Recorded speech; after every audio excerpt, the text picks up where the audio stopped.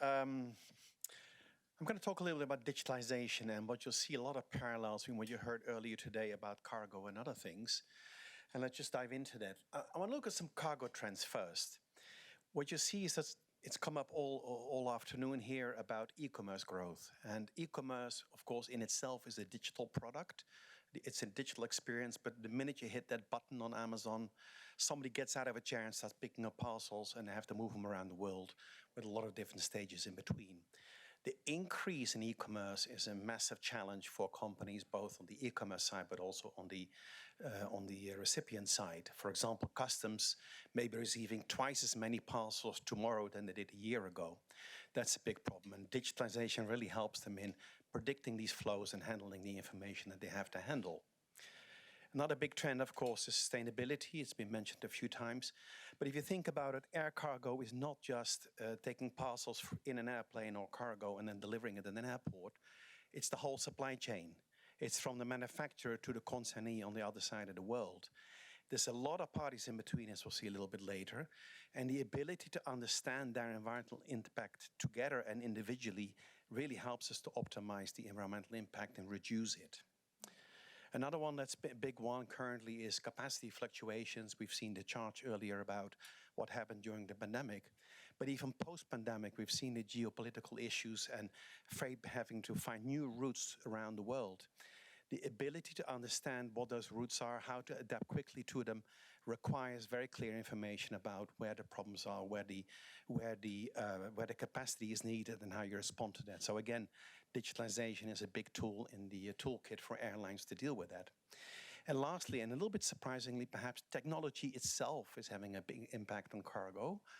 A lot of technology that was in the focus for airlines not that many years ago, but they now realize that it's not just digitalization, but robotics and other things that help them run a better business. So again, digitalization really helps them to make the best job of that.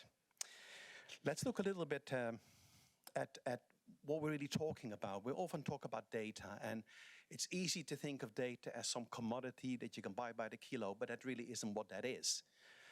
The information we're dealing with in the air cargo supply chain is very varied, lots of different stakeholders, lots of different functions that are being covered. And here are just a few of them. I have another slide, and we'll go through that without spending too much time on this. But if you look at the number of stakeholders involved in the movement of cargo, if you start at the manufacturer, and already you're starting late, because even before manufacturer, there's stuff that has to be moved. But the manufacturer has products that are being sold. They have to go to a warehouse. A forwarder will pick that up, put it into some sort of a hub before it goes to an airport, before ground handlers start dealing with it, before you get to customs, and that's just one side of the journey. The sort of things we're dealing with here is so varied, whether it has to do with shipment information, like the actual stuff that's being moved, the volume, the weight, the quantity, but also the booking details, you know, who's going to transport this stuff and for what price. Cargo handling details, whether you're moving a parcel or a box of diamonds or a racehorse or a race car, has a very different impact on what you do with that freight. And that information all has to be communicated up front. We have customs. Customs plays a big role here. They have lots of questions about the stuff that's coming into their country, both for security reasons, but also for tax reasons. Then we have the monitoring of the freight itself. When you're moving vaccines, you really want to make sure that the temperatures are controlled all the way, not at the beginning or just at the end. And that is just half of it. So the other half, you know, it's almost like the journey in reverse. Now you have actual airline gets involved in here as part of the overall process. And if you follow it through, you'll get to the final destination. Again, a lot more information. I won't go through this whole list here. You can see it. But the point is that this information is all connected. You can't ship something without having information about the very origin to the very destination and every part in between. And somehow that relates to each other. So the historical solution was to create lots of paperwork. Lots of forms, you put them in big stacks and you put them into the airplane or lorries or wherever you go. And I don't think it will come as a surprise that that is not something that we can do anymore for lots of reasons.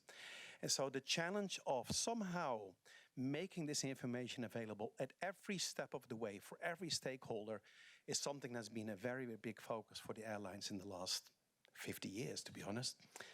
And so One program that we've been working on at the IATA is the so-called One Record program, which is different from the One Order program. If you're dyslexic, that is an issue, but this is One Record. One Record, the idea is the ability that all of these pieces of information we were talking about just now are somehow linked digitally so that anybody can access any piece of information throughout the entire journey, throughout the entire supply chain. Obviously, there are concerns about security and data access. All of that is, of course, is included. But the idea that you have some sort of data network, a bit like the image shows here, where you could just surf around the network and get the data you want, just like you surf the web today, is something that is truly innovative and is going to change the air cargo business significantly. Now, we have some targets here. We actually want to have this completed by year 2026, 1st of January. We'll accept the second as well, but by 2026, all airlines will have the capability of using this one record approach to sharing data across the supply chain. So that's a very important target. It includes many things. We have developed a complete language for air cargo. It's more than just data. It's actually the whole language and how concepts interrelate and things like that. We're using web connectivity standards, so we didn't have to reinvent that wheel. It's secure, by definition almost. You can't do business otherwise. And essentially, we're creating a global data network for air cargo. Now, when I say air cargo, I already said it's from manufacturer to consignee, and that sort of brings you in touch also with the other modes of transport. So it isn't just air cargo. We also speak with our colleagues from across the other modes of transport. And then lastly, we started this project 7 years ago, and even then we knew this had to be ready for AI. And so the technology we have used were preparing us for that. And as you've all seen the trends of what happened last year with ChatGPT and other models, AI is now here and it's going very, very fast. And we're actually seeing some real positive benefits of having a standard like One Record. The benefits are many, and it really addresses a lot of the issues around streamlining operations, getting better data quality, making sure that what we declare here and there is actually correct. Much better transparency so that parties from across the supply chain really know what is going on, including the customer. Better security and compliance handling. This is often an issue. If you have an issue with compliance, your freight simply stops where it is, and that's the end of your journey. Cost reduction, the ability to optimize your processes helps there.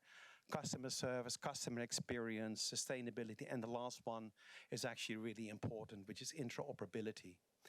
The ability for air cargo companies, whether it's the airline or the forwarders or others, to actually exchange data with other platforms, whether they are government platforms or other transport modes, is essential in the optimization and to get the results that we're looking for. So interoperability is at the core of this. Now, I mentioned just now the big impact of AI in the last year, certainly, but before as well. And what's interesting is that a tool like ChatGPT or others can directly query the data I'm talking about.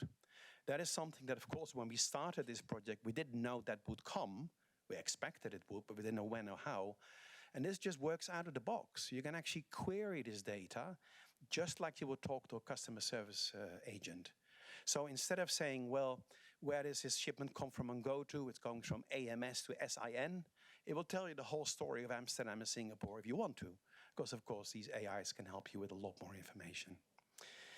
Lastly, a lot of this has been a lot of work for the industry. A lot of experts have talked about how we should design standards like this. But when it comes to it, it is an IT standard. It's a technology standard.